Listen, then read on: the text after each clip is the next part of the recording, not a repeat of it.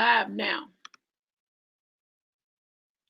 All right, we're alive. We're live. Hey, we knocking it on out. We knocking it on out. We have author Delaney. She's here. She's here. She's here. I'm gonna bring her in, and we're gonna chop it up. We're gonna talk about this book. She's transitioning, going live on her own page as well. So we're gonna go ahead and let her do that. But I'm excited about the Herpreneur tour. It's going great. These ladies are spitting nothing but knowledge, and God is so good. His mercy endure forever. So I want to introduce some, and some of you guys probably already know her. Let's bring in author Delaney. Hey. Hello. How are you today? Girl, I am marvelous. I couldn't complain. If I wasn't marvelous, I would be complaining. So I'm marvelous. Right. So tell us, where do you live, the name of the book, and what made you name the book? Well, I am Tephanie Delaney, and I want to thank you, sister, for putting together such an amazing tour. This is so needed right now. We just need people to speak life into us right now. But I am Tephanie Delaney. I live in Minneapolis, Minnesota. My sister's here. All of it. Really. Now you're in Alabama, right? Huntsville. Okay. So here's the thing. I live in Minneapolis, Minnesota by way of St. Louis, Missouri, but my family is by way of Tuscaloosa, Alabama. So I have plenty of family in Huntsville, Birmingham, Tuscaloosa. Those are my roots.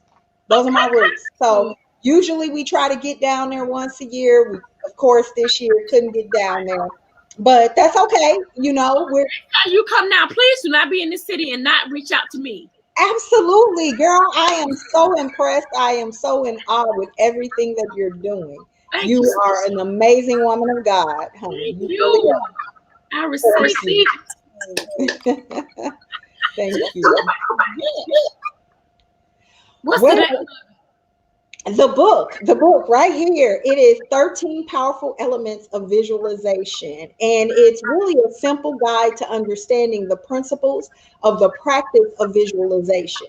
And I tell people all the time, one way of looking at the practice of visualization from a biblical sense is to see it as a God-given tool that's neutral. Okay, used in a God-honoring and Holy Spirit-guided way, visualization enables us to break outside of the limitations and the barriers that are set by our earthly senses and by our circumstances. So in essence, I try to create a very simplistic guide for people to understand why it's so important to import the practice of visualization in their daily lives.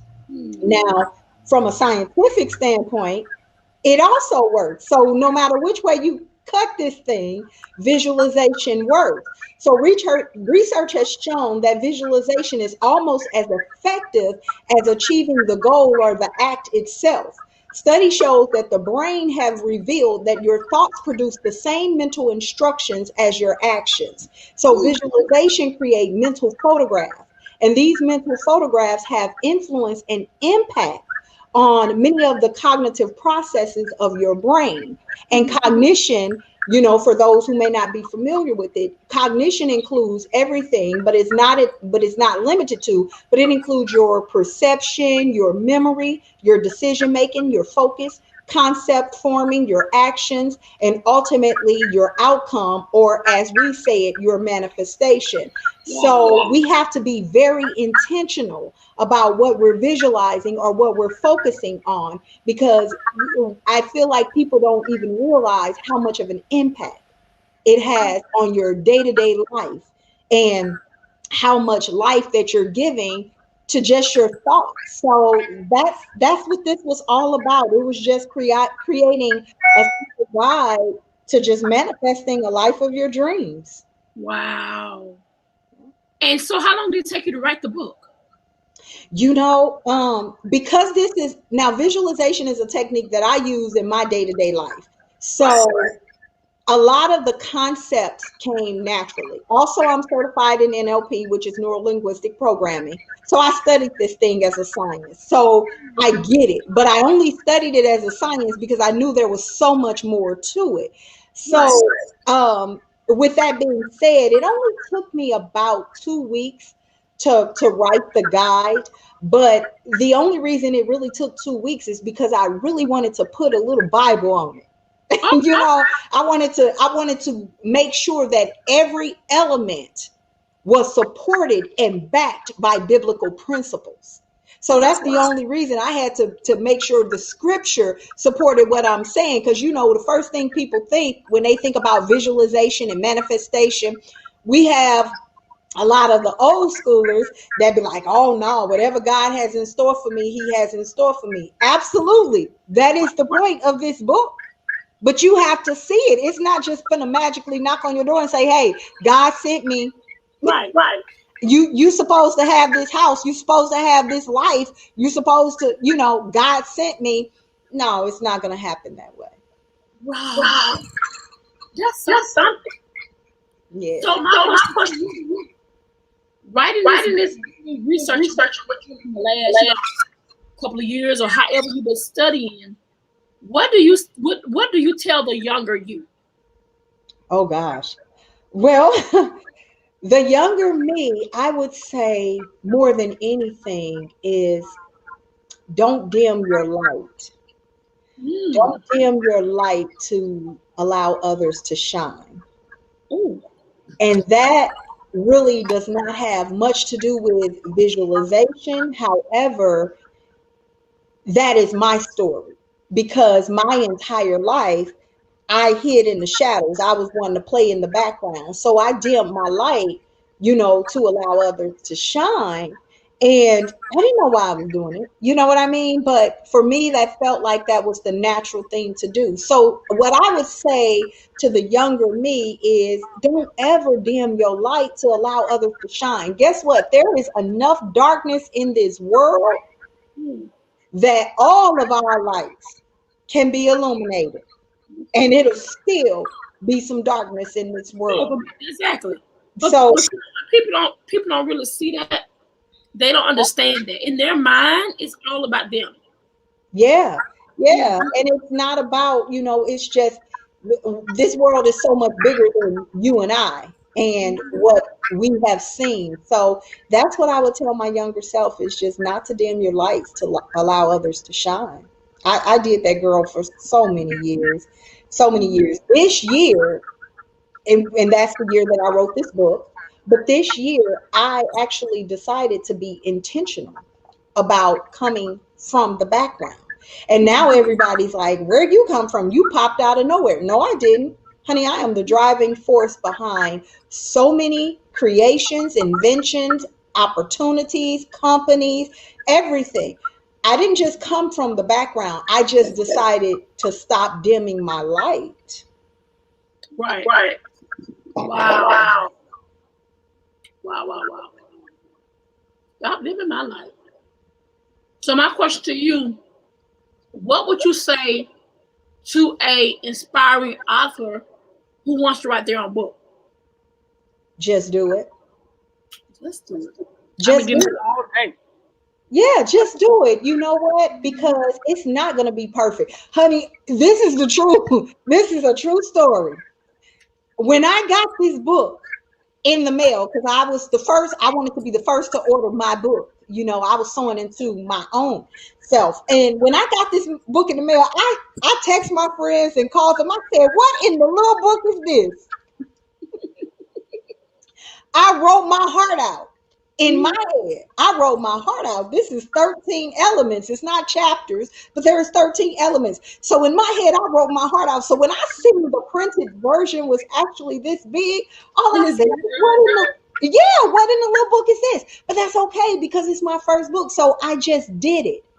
I just made it happen because I saw that you know, what people call me on all the time, asking me questions on, well, how is this and how is that? I said, you know what? I'm about to put this thing in a little bit of manual. I didn't know it was going to be this thin of a manual, but I'm going to put this thing in the most simple form possible to give you the principles and the practice of visualization.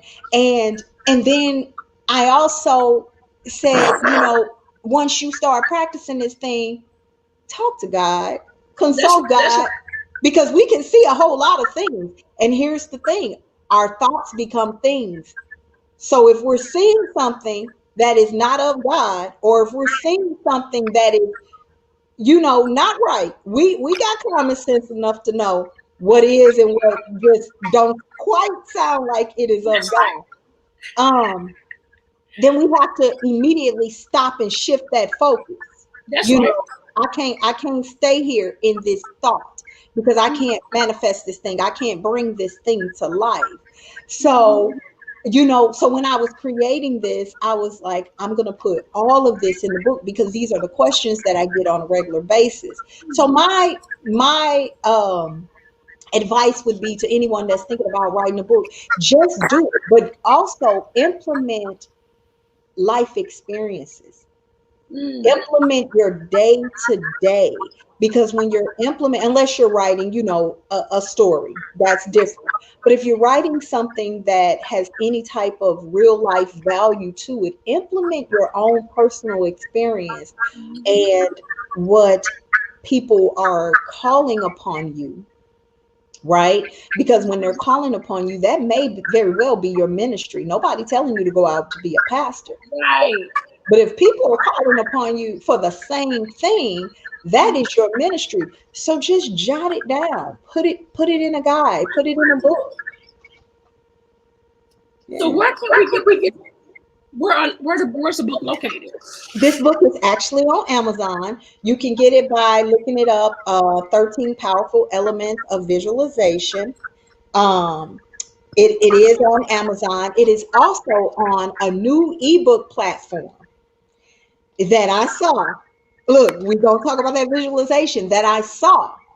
And that because I saw it, I had to manifest that thing. Whenever I see something, I'm one of those people that I can see it in the middle of the night, girl. I'm jumping up. Right, So that's me. that's, yeah. So you understand what I'm talking about. You got to look. You got to. I be on it. But you got someone asking you a question. She said, I'm struggling where and how to start. You start with, like I just said, like we both just agreed. We can see something in the middle of the night and we're jumping up. It doesn't have to be perfect. It does not have to be perfect. You start with that instinct. You start with that aha moment. You start with, I just have an amazing idea. And you can start with literally documenting, hey, I just had an amazing idea and I want to share it with the world. You can make that your opening sentence and That's just right. begin. It doesn't have to be perfect. It doesn't have to be polished. We got plenty of time. Well, prayfully, we got plenty of time left here on this earth, but we got plenty of time along this journey to polish some things, you know, because I'm gonna go back and I'm gonna make this little book a little bit of a bigger book because I just wasn't expecting it. I'm just being honest. But it's a little good book, you know. But but you have plenty of time to go back and rewrite or recreate or add to or subtract from. You know, it doesn't have to be perfect. Just do it. Just start with that very instinct of that vision that God gave to you. So, She said, I think my thing is to do, I start with my trauma first to where I am now.